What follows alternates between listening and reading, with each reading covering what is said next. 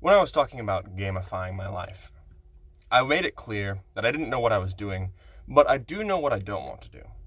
I don't want to say that life is something that you need to have scores on every last little task, you need to have a quest system, you need to have all this yada yada. Instead, I like to think of life is the game, and there's a lot of different things you can do in life, different goals, different things you do.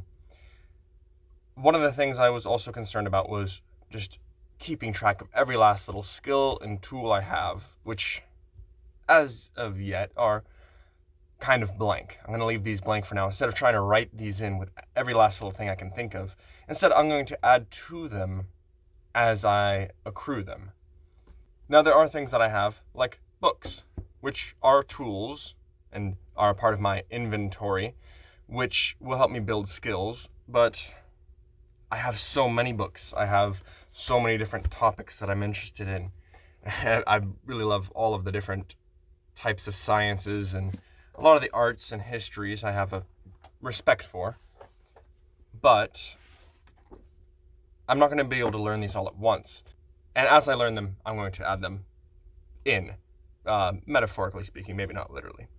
I do know that I have certain things. If life is a game, one of the major things I'm doing is creating arrangement out of the world.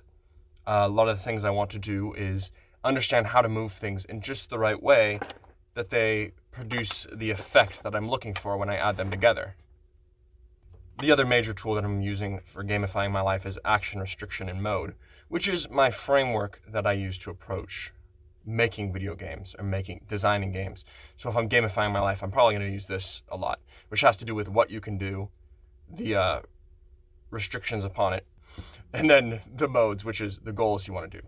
So what are my goals? If I'm trying to gamify my life, what are my goals? One is being able to arrange things properly the way I want to, in a sense, programming and game design, because that's a big part of what I want my life to be, is having the actual games.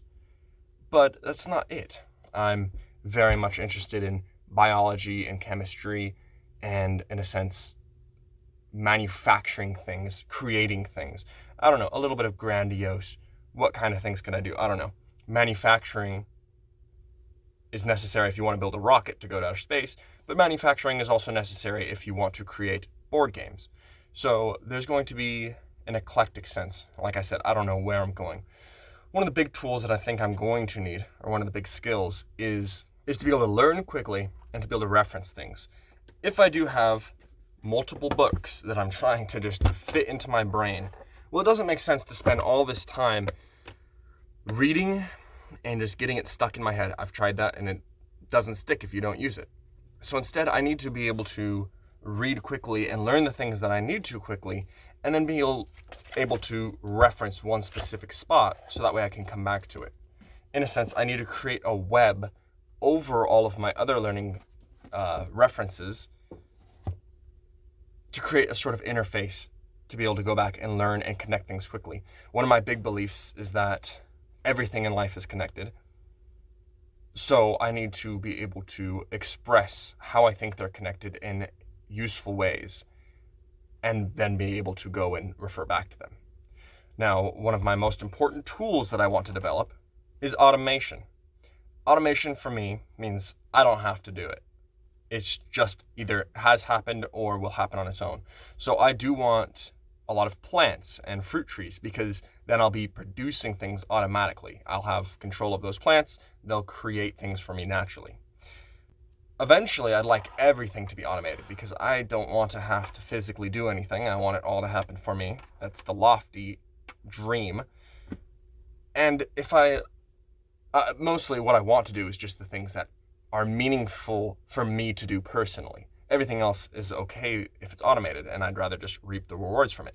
Like with plants, I don't need to grow an apple. I'd rather my tree grow it for me. I'll do the fun part of eating it or baking with it. Another thing to look at is that books like this physics book was written by somebody already who has the knowledge of physics, and I don't have to learn it. All of the knowledge of this physics book is automated. It's all automatically put in here. And my personal desire is just to be able to access the things I need when I need them, which goes back to creating a web of references. The other thing with automation is when I get into manufacturing, the more automated the manufacturing can be, the better. The more automated any of my making can be, the better, because I want to make from a high level. I want to say, hey, I want this thing to exist, and as automated as I can get it coming into existence, that's better. That's a weird way to say that. I want the things that I want to be made automatically, more or less. And this is something that I will have to approach.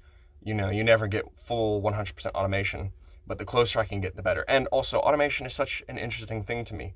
The Industrial Revolution, when we started making things on a large scale, that's interesting to me. So for me, understanding how things are automated is an important part too. So that's what it's going to mean for me to gamify my life. And all of this I'm going to consider a game. Learning physics is a game. Physics itself is a game. Biology, learning it is a game. Biology itself is a game. All the things that I would create, all the biological systems and structures and things that I learn about it, it's all just a game. And that's more or less what I'm trying to nail into my head. And as I said, I don't know where it's going, but with these couple things are my first real skills and tools that I want to develop. And from there, I don't know, have fun with the game, right?